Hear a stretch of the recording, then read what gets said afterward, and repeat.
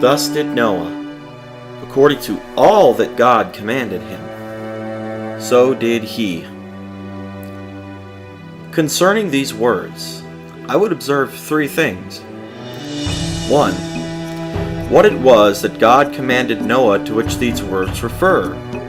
It was the building of an ark, according to the particular direction of God against the time when the flood of waters should come, and the laying up of food for himself, his family, and the other animals which were to be preserved in the ark.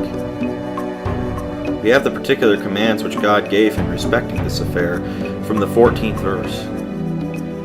Make thee an ark of gopher wood, etc. 2. We may observe the special design of the work which God had enjoined upon Noah. It was to save himself and his family, when the rest of the world should be drowned. See verses 17 and 18. We may observe Noah's obedience. He obeyed God, thus did Noah.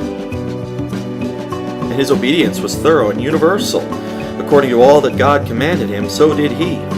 He not only began, but he went through his work, which God had commanded him to undertake for his salvation from the flood.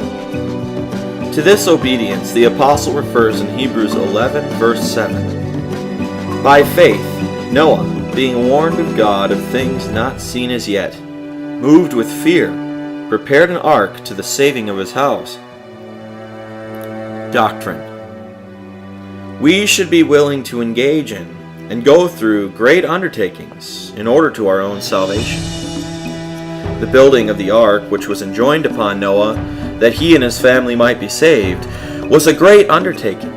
The ark was a building of vast size, the length of it being 300 cubits, the breadth of it 50 cubits, and the height of it 30 cubits.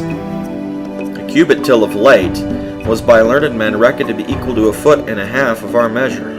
But lately, some learned men of our nation have traveled into Egypt and other ancient countries and have measured some ancient buildings there, which are of several thousand years standing, and of which ancient histories give us the dimensions in cubits, particularly the pyramids of Egypt, which are standing entire at this day. By measuring these and by comparing the measure in feet with the ancient account of their measure in cubits, a cubit is found to be almost 22 inches. Therefore, learned men more lately reckon a cubit much larger than they did formerly, so that the ark, reckoned so much larger every way, will appear to be almost of double the bulk which was formerly ascribed to it. According to this computation of the cubit, it was more than 550 feet long, about 90 feet broad, about 50 feet in height. To build such a structure, with all those apartments and divisions in it which were necessary, and in such a manner as to be fit to float upon the water for so long a time, was then a great undertaking. It took Noah, with all the workmen he employed, 120 years or thereabouts to build it, for so long it was that the Spirit of God strove, and the long-suffering God waited on the old world. As you may see in Genesis 4:3, My spirit shall I not always strive with man, yet his days shall be 120 years. All this while the ark was a-preparing, as appears by 1 Peter 3:20, when once the long-suffering God waited in the days of Noah while the ark was a-preparing. It was a long time that Noah constantly employed himself in this business. Men would esteem that undertaking very great, which should keep them constantly employed even for 1/2 of that time. Noah must have had a great and constant care upon his mind for these 120 years. In superintending this work, and in seeing that all was done exactly according to the directions which God had given him. Not only was Noah himself continually employed, but it required a great number of workmen to be constantly employed during all that time, in procuring and collecting, and fitting the materials and in putting them together in due form. How great a thing was it for Noah to undertake such a work! For beside the continual care and labor, it was a work of vast expense. It is not probable that any of that wicked generation would put to a finger to help forward such a work, which doubtless they believed was merely the fruit of Noah's folly without full wages. Noah must needs have been very rich to be able to bear the expense of such a work, and to pay so many workmen for so long a time.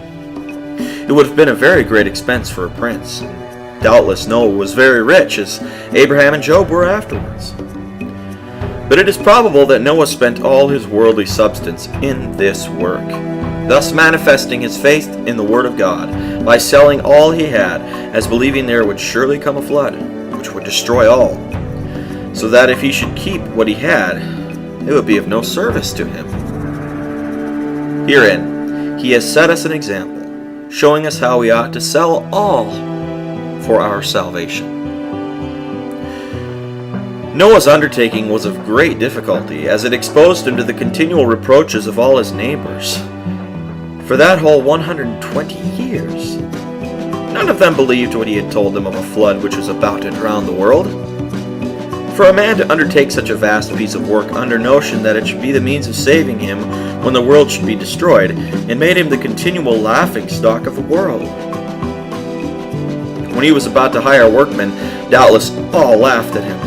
And we may suppose that though the workmen consented to work for wages, yet they laughed at the folly of him who employed them. When the ark was begun, we may suppose that every one that passed by and saw such a huge bulk stand there laughed at it, calling it Noah's folly.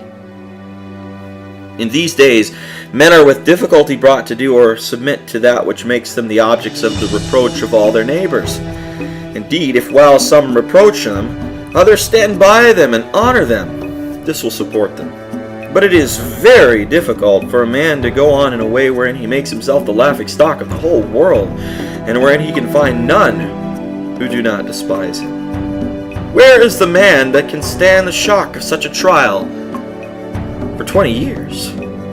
But in such an undertaking as this, Noah, at the divine direction, engaged and went through it, that himself and his family might be saved from the common destruction, which was shortly about to come on the world.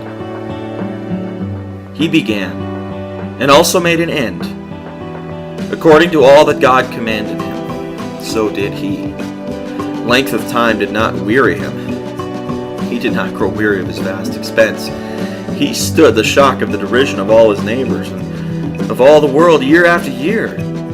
He did not grow weary of being their laughing-stock, so as to give over his enterprise, but persevered in it till the ark was finished. After this, he was at the trouble and charge of procuring stores for the maintenance of his family, and of all the various kinds of creatures for so long a time. Such an undertaking he engaged in and went through in order to a temporal salvation. A temporal salvation! How great an undertaking, then, should men be willing to engage in and go through in order to their eternal salvation? A salvation from eternal deluge, from being overwhelmed with the billows of God's wrath, of which Noah's flood was but a shadow.